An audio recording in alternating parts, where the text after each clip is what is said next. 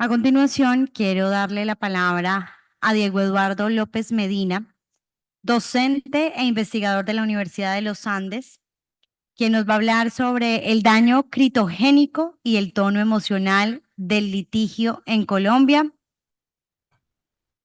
Profesor Diego López, bienvenido a este segundo Congreso Regional de la Jurisdicción. Bueno, buenos días a todos y a todas. Un millón de gracias por la invitación a este encuentro regional, a Jean-Paul Vázquez, a los responsables de la organización de este evento, pues tan importante, dialogar sobre derecho y sobre la actividad judicial y sobre nuestro papel en la gestión de conflictos, pues tiene la mayor importancia. Esta conferencia, pues discutí con Jean-Paul sobre varios temas y él insistió mucho que hablara sobre daño critogénico, entonces lo hago con enorme gusto. Voy a tratar de ser breve, ya llevamos varias conferencias y no les quiero causar a ustedes daño profesorgénico con otra conferencia que los aburra, entonces trataré de ser lo más breve, lo más breve posible. Adelante. Hay que reflexionar un poco, creo yo, sobre como los estilos y propósitos de la justicia.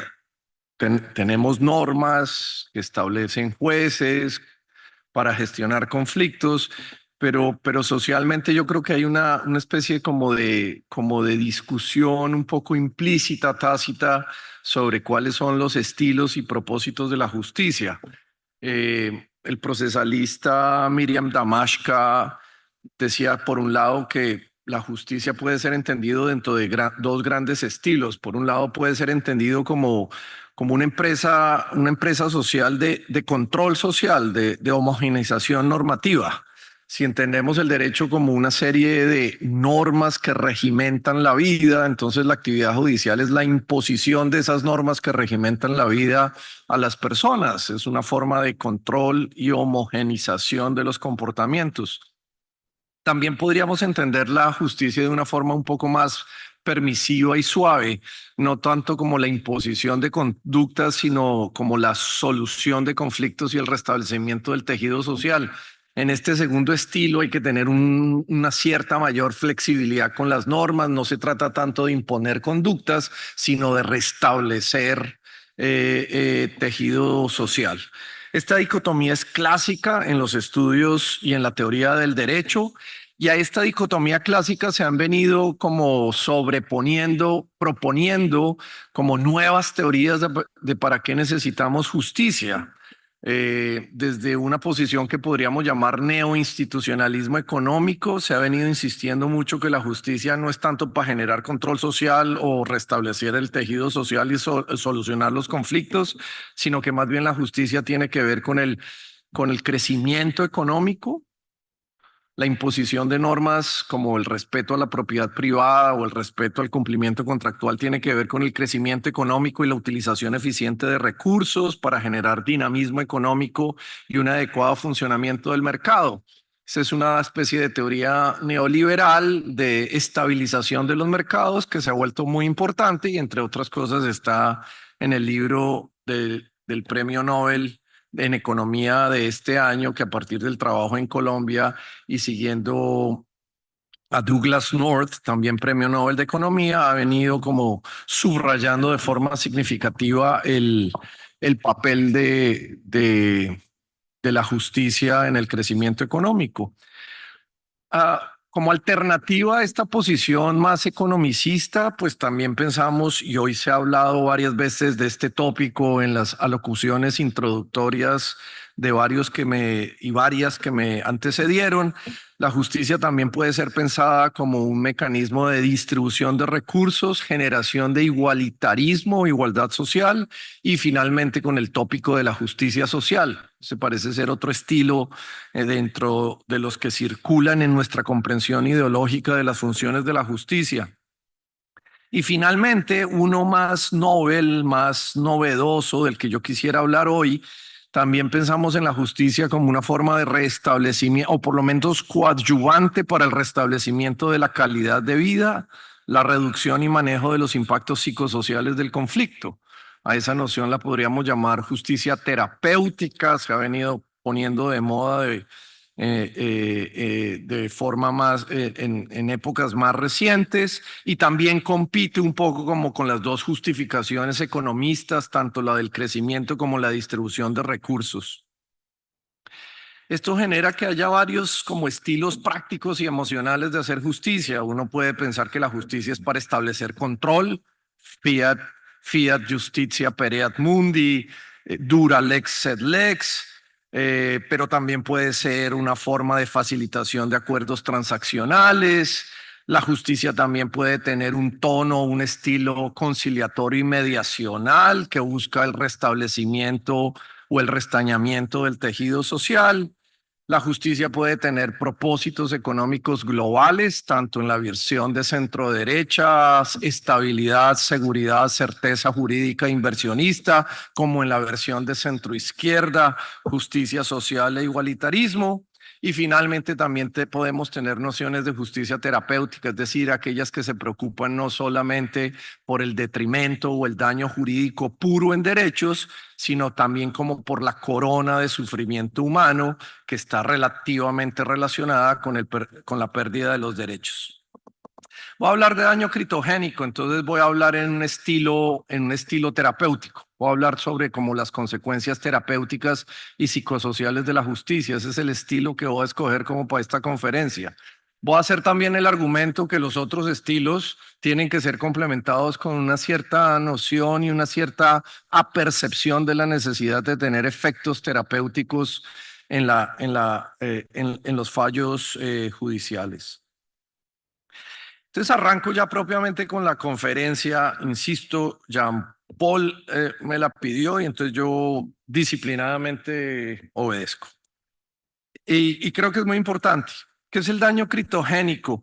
El daño critogénico es una noción psicológica, psiquiátrica, lleva unos 25, 28 años dando vueltas, sobre todo en el mundo de la psicología y de la psiquiatría.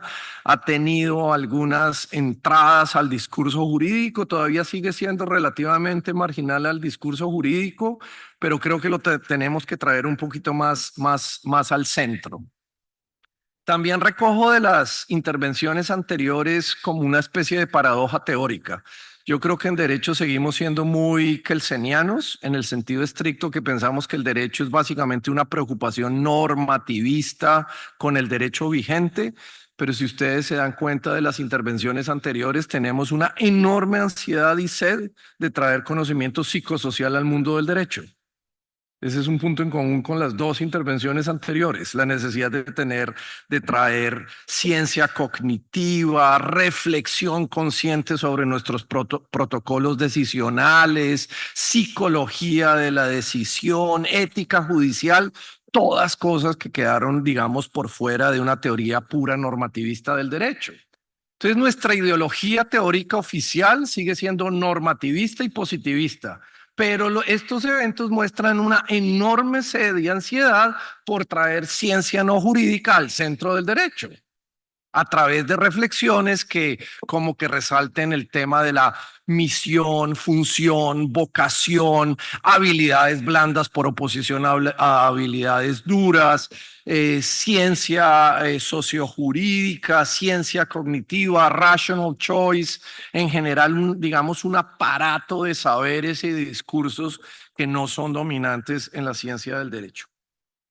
Entonces, insisto, no, yo soy filósofo y abogado de formación, pero como filósofo también, digamos, me interesa esta ciencia, esta ciencia sociojurídica. Este es un concepto, insisto, que viene de la psicología y de la psiquiatría y es básicamente el daño que adicional al del conflicto es ocasionado intrínsecamente por el juez, los abogados o el proceso, incluso cuando ellos funcionan o operan según diseño.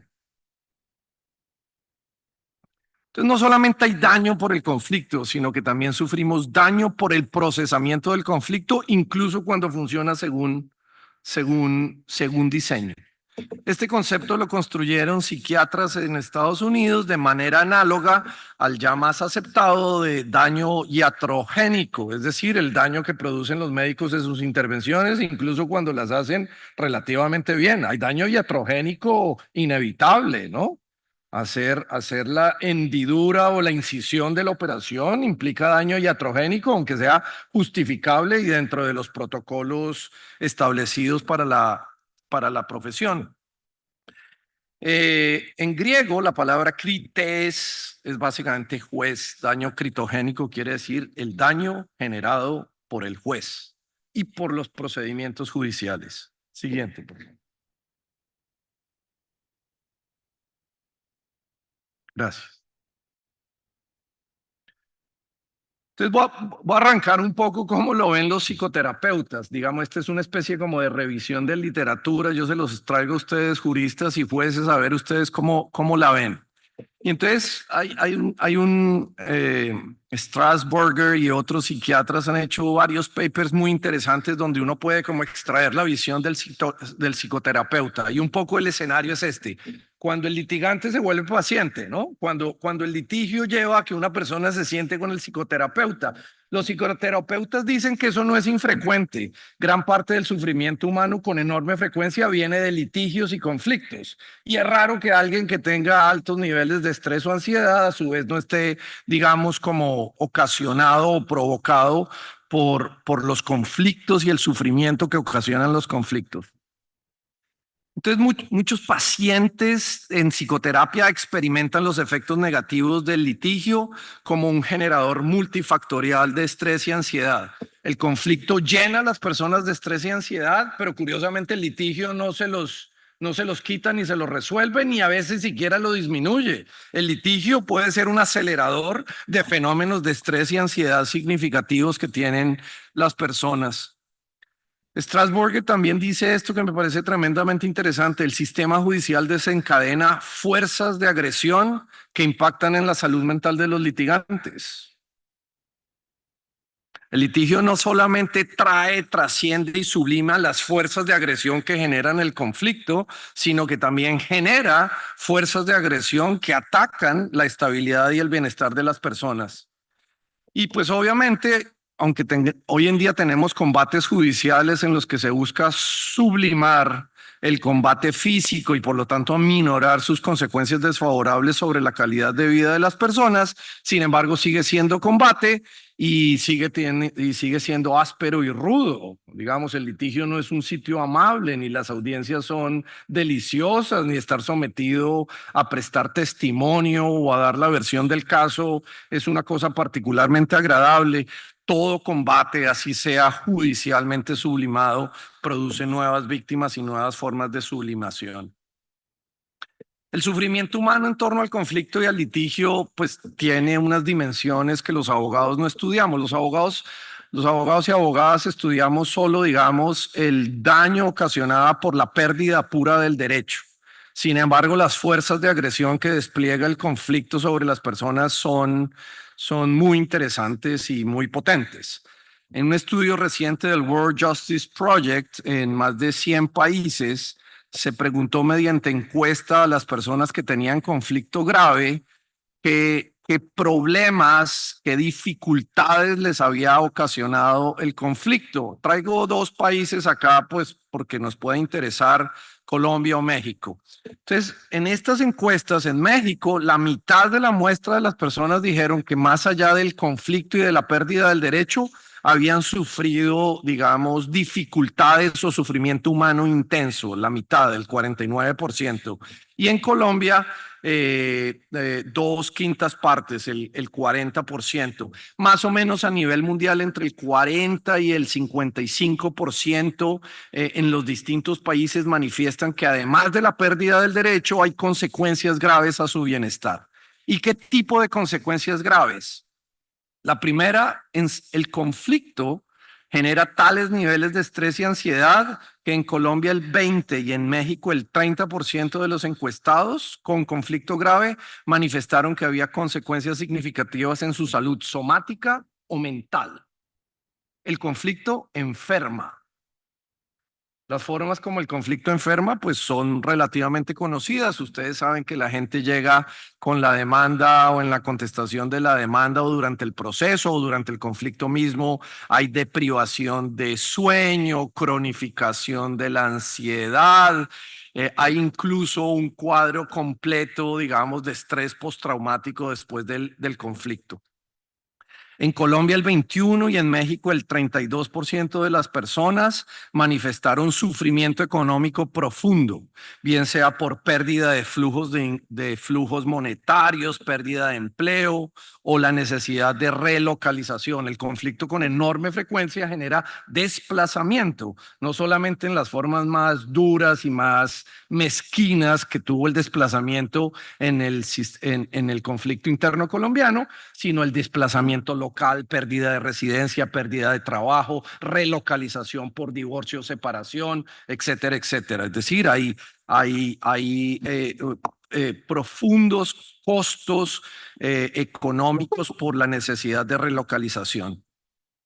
En Colombia el 17% y en México el 15% de las personas con conflicto grave reportan al mismo tiempo pérdida de tejido social. Los abogados se supone que deberíamos ser buenos sociólogos, pero no conocemos la sociología de las redes sociales, es decir, el hecho de que los seres sociales vivimos en redes de apoyo y que nuestra vida es profundamente miserable sin que existan esas redes de apoyo. En Colombia el 17% de las personas que sufren conflicto, que entre otras cosas llegan ante los jueces, están experimentando fragmentación social y destrucción de vínculos sociales. Vínculos sociales que son parte del capital social que permite vivir o permite vivir una vida relativamente satisfactoria. Y esto me parece muy interesante, es claramente un subreporte, pero un subreporte que en todo caso llama mucho la atención. Tanto en México como en Colombia, el 3% de las personas que tienen conflicto grave confiesan, y tiene que ser un subreporte significativo por la vergüenza que genera este tipo de reconocimiento, consumo problemático de drogas y consumo problemático de alcohol. Entonces, no solamente, digamos, tenemos litigantes, tenemos también personas en profundos problemas y con enorme frecuencia los litigantes se convierten también, digamos, en pacientes porque le expresan al psicoterapeuta muchos de estos problemas que estoy tratando de mencionar. Por supuesto que el acceso a la psicoterapia, lo mismo que el acceso a la justicia, es diferencial y selectivo. Y no todo el mundo tiene los mismos niveles de acceso porque nuestras sociedades están claramente restringidas a ingresos o al nivel de pobreza económica que tengan las personas. Adelante.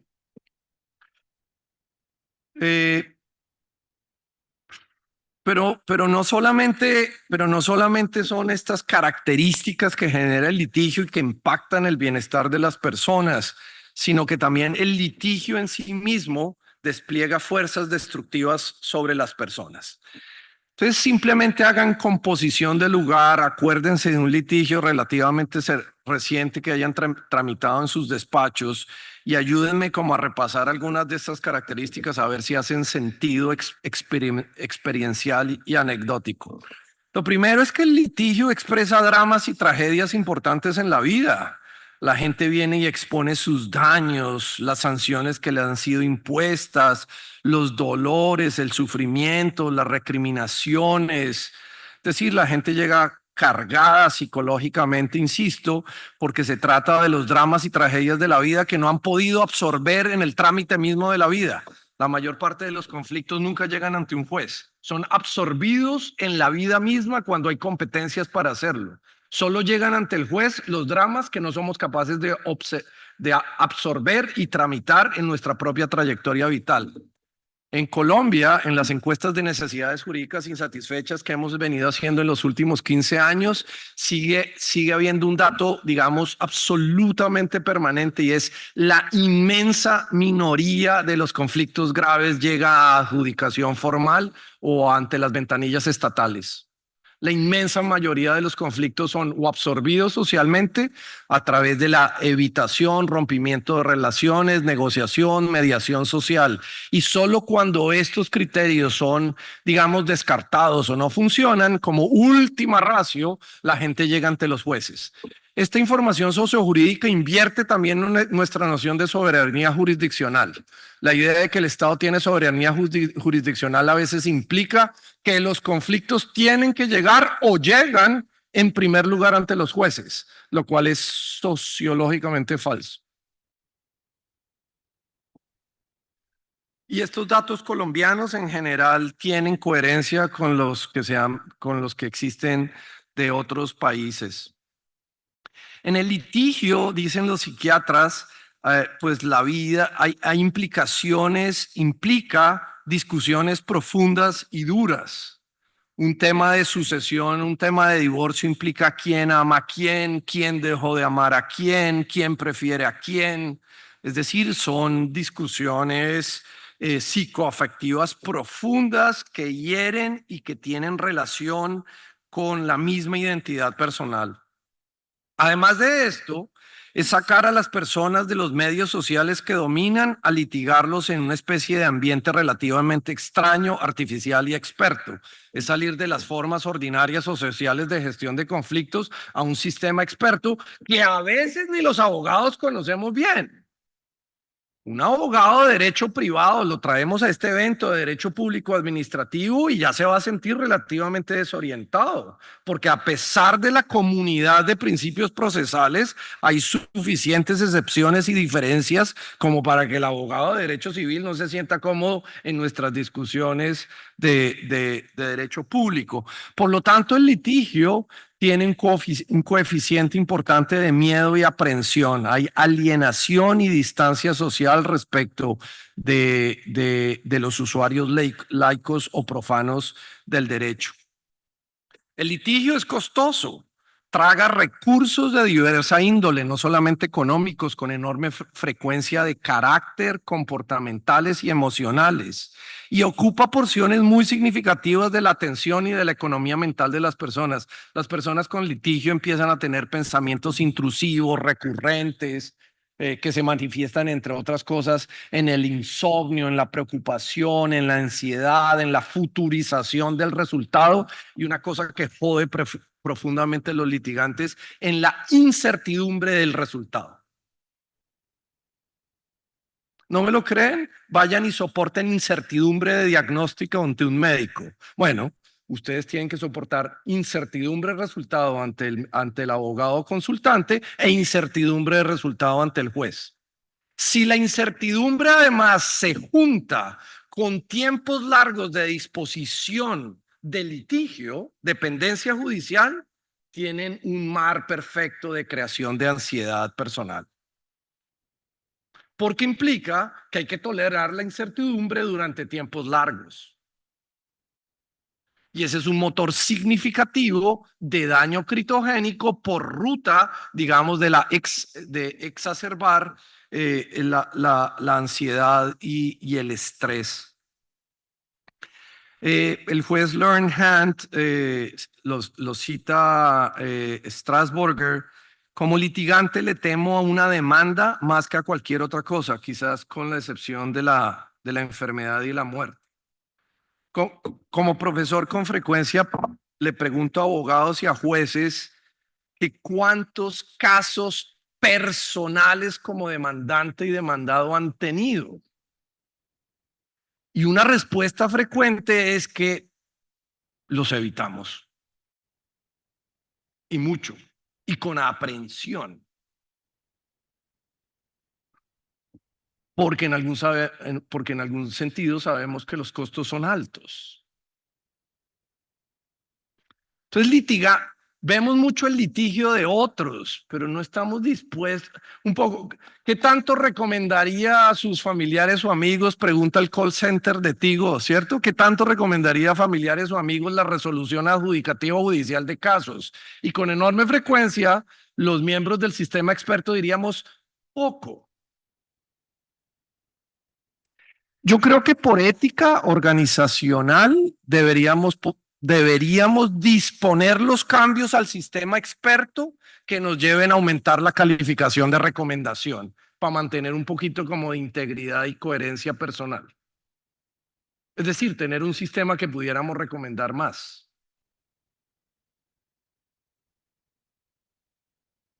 Pero independientemente de lo que pensemos nosotros, esto está muy difundido en la ideología que tienen nuestros conciudadanos profanos del derecho sobre el derecho experto. Los niveles de alienación frente al derecho experto son altos, son evidentes. Eso los sociólogos lo llaman distancia social y desconfianza. Adelante. Y entonces el litigio y el proceso tiene sobre los litigantes efectos psicológicos que ayudan a entender esta noción de daño critogénico que estoy tratando de exponer. Entonces, algunos de esos efectos son los siguientes. Prevén, experimentan o han sentido que la demanda o la actividad judicial tiene consecuencias disruptivas sobre sus vidas. La experiencia se traga energía vital y distrae al litigante de las dinámicas diarias a las que llamamos vida. Y este efecto como de suspensión de la suspensión de la vida se alarga en el tiempo en la medida en que hay mora o pendencias judiciales largas, porque el efecto de congelamiento de la vida, pues obviamente se alarga junto con el procedimiento. La otra característica es que en procedimientos judiciales largos, por lo tanto, se detiene el duelo. Las personas necesitamos hacer el duelo frente a las pérdidas que tenemos y el juicio, en la medida en que tiene indeterminación de resultados, detiene el duelo porque aviva con frecuencia la esperanza incierta de recuperación de un derecho que solo se declarará al final de la sentencia. Entonces hay mucha gente que detiene los duelos de pérdida, mucho más allá de lo que es mentalmente saludable. Piensen en el caso Colmenares, por hablar de un caso donde hemos tenido, y lo digo con enorme respeto a los que han sufrido el caso, donde hay una especie de vitrina pública de los efectos de la incertidumbre o de la, digamos, de la lucha eterna por la justicia sin que haya respuesta, y no la tiene que haber porque al fin y al cabo la justicia no promete resultados, sino tan solo el estudio y la consideración del caso. Los litigantes frecuentemente se sienten aislados y abandonados, desorientados, con pocos recursos, tienen que afrontar y gestionar la carga emocional del proceso, empezando, como he insistido ya varias veces, en la incertidumbre del resultado. El estrés negativo, disestrés, los psicólogos diferencian entre estrés positivo, el que me mueve a actuar y a resolver problemas, lo llaman eustrés, estrés bueno, y se opone al disestrés o estrés malo, el que congela, el que asusta, el que me caga del susto y el que no me deja actuar proactivamente a afrontar los problemas que estoy viviendo. El disestrés del litigio se expresa en síntomas múltiples. No me da la energía para confrontar o afrontar el problema o el estresor psicosocial, sino que más bien me genera deprivación de sueño, rabia, frustración, humillación, dolores de cabeza. Todo este listado, digamos, es clínicamente comprobado en las observaciones de psiquiatras y médicos tratantes de litigantes. Dificultad para concentrarse, pérdida de autoestima, sentido de autoeficacia, ansiedad, indiferencia. En conjunto, un cuadro que tiene muchos parecidos con los síntomas de síndrome de estrés postraumático.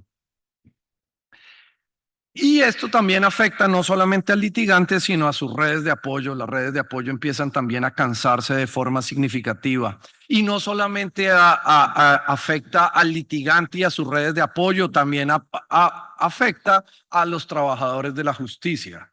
Estos fenómenos de impacto psicoemocional no solamente son para los litigantes, sino también para abogados. Una estudiante nuestra en la maestría hizo una tesis muy interesante sobre estrés o daño critogénico para abogados, y también habría que hacer una investigación sobre daño critogénico para jueces y funcionarios judiciales, porque en esta maquinaria también, digamos, hay maltrato cruzado, no solamente al frente de la baranda, sino también atrás de la baranda, tanto en el back office como en el front office o al frente de la tienda. Y obviamente la justicia terapéutica no es una especie de prioridad en las formas que tenemos de ver la justicia. El sistema jurídico traduce esta economía de los sentimientos a derechos o dinero y poco responde a las cargas emocionales que se producen.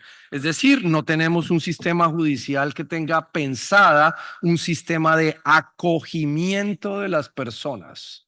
Nuestro sistema, a pesar de que esto en discursos de atención al cliente y calidad del servicio ya existe casi en todos los sistemas expertos, incluyendo el médico, nuestro sistema de justicia no ha pensado mucho la dimensión del acogimiento personal o del acogimiento emocional, que podría arrancar por cosas como están en el Morales Molina en Bogotá, de una guardería para que los niños de los, especialmente de las madres cabeza de familias litigantes, los niños puedan estar acogidos, pero hasta donde me acuerdo, la guardería del Morales Molina ya está llena de expedientes judiciales en funciones de archivo de expedientes y no de atención y acogida de niños para, digamos, las cargas emocionales que produce el conflicto. Y yo creo que este es un atraso significativo. Todos los sistemas de servicios hace rato están pensando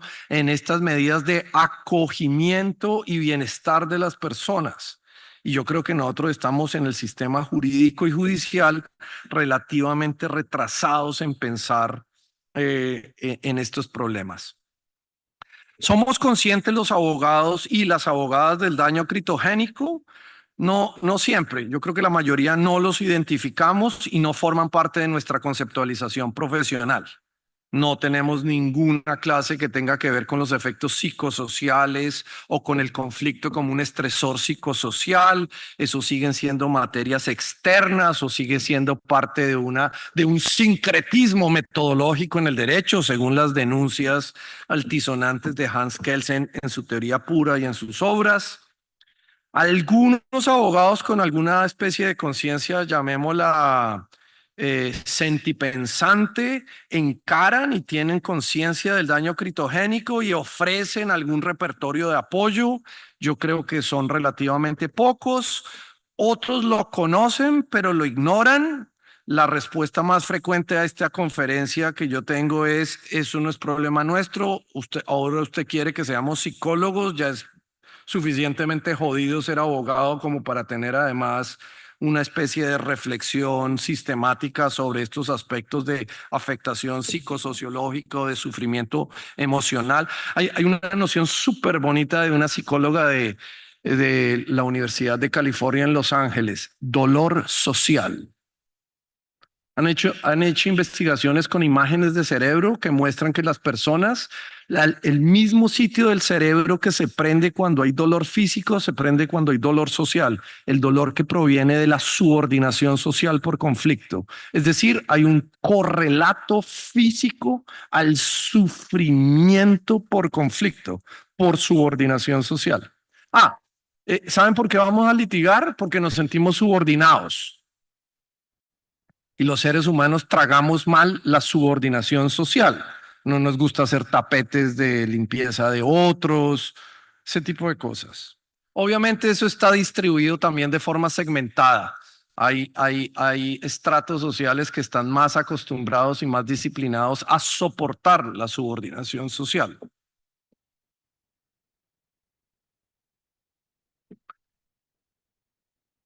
Y finalmente hay otros abogados que disfrutan y manipulan el daño critogénico.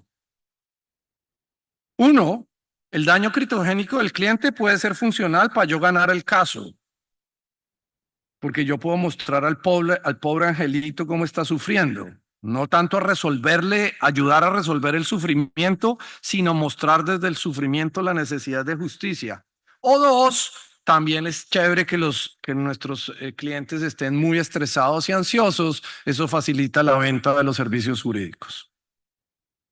Obvio, aumenta de forma significativa la necesidad de ellos.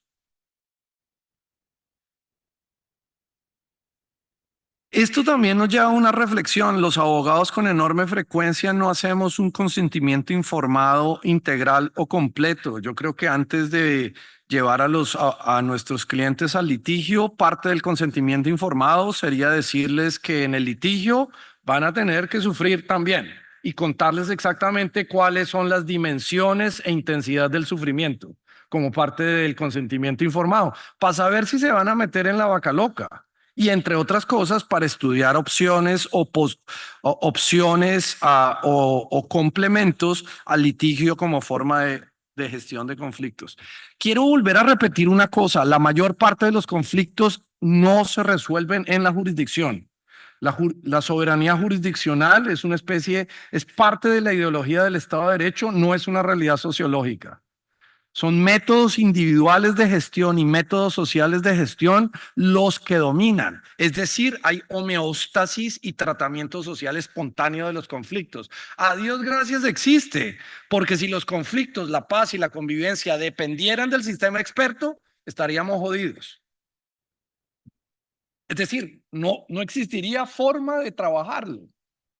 La pregunta no es por qué llegan tantos casos a la judicatura. La pregunta sociológica interesante es por qué llegan tan pocos casos. Y la segunda pregunta interesante es ¿por qué con tan pocos casos estamos tan congestionados? Diego, ¿de verdad tan pocos casos? Sí, más o menos entre el 10 y el 15% de los conflictos sociales graves. ¿No me lo creen? Revisen sus propias vidas. Es decir, revisen su propia agenda de litigio para ver cuántas llegan a su agenda de conflictividad, a ver cuántos conflictos llegan al litigio explícito. Y estoy hablando de las personas que tienen más acceso a la justicia, puesto que conocen sus entresijos a más no poder. Las personas que conocen menos los entresijos de la justicia, pues obviamente tienen menos control cognitivo para acceder a esa justicia. El sistema es súper lejano y súper extraño.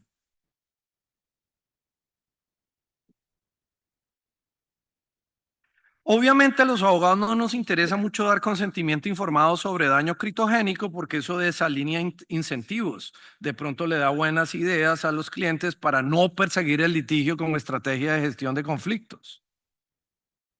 Entonces, una especie de sinceramiento y alineación de incentivos generaría quizás pues una relación más transparente para formar no solamente una alianza de litigio, sino una alianza terapéutica con el cliente. La noción de alianza terapéutica es súper importante. Es la convicción de que el médico, el psicólogo, el psiquiátrica o el abogado va a hacer algo útil y eficiente para resolver mi problema. Hay muchos más problemas de formación de alianza terapéutica en el derecho que en la medicina, porque en el derecho hay menos alineación de intereses.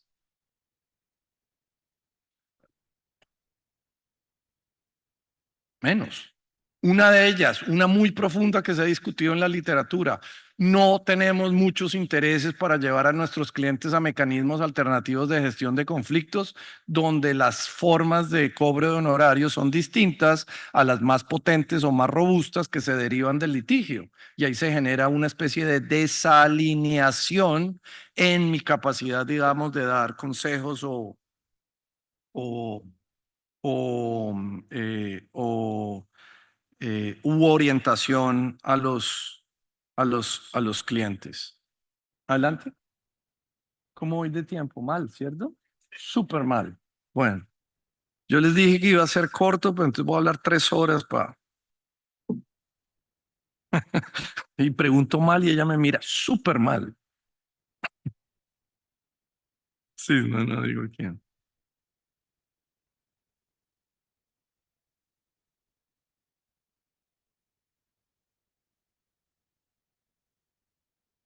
Vámonos a la a la 103, por favor, ¿sí?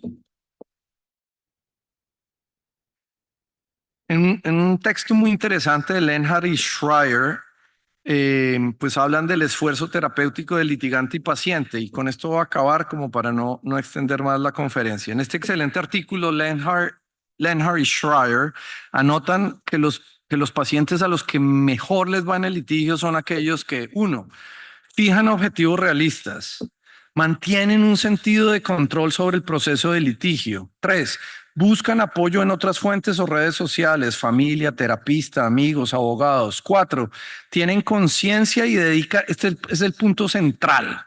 Si aquí hay estudiantes, especialmente me gustaría que se concentraran en el punto cuarto. Esos clientes y esos abogados tienen conciencia y dedican energías para restablecer el equilibrio original de sus vidas independientemente del resultado del litigio.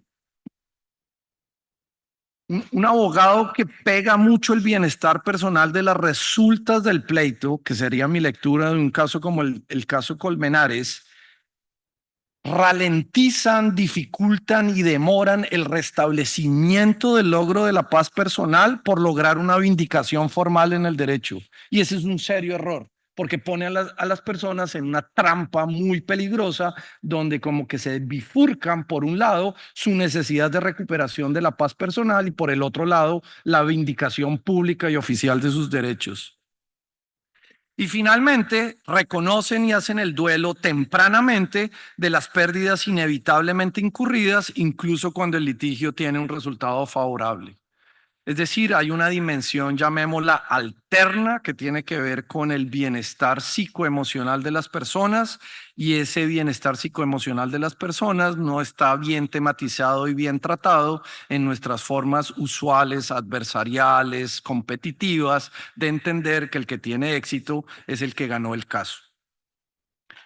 Jean Paul quería que yo diera esta conferencia para que les insistiera mucho que el daño critogénico también es interno a la función judicial, pero no va a tener tiempo de hablar de esa cosa, pero sí me genera de esa forma una invitación para el próximo año donde sí prometo que hablaré sobre eso. Mil gracias.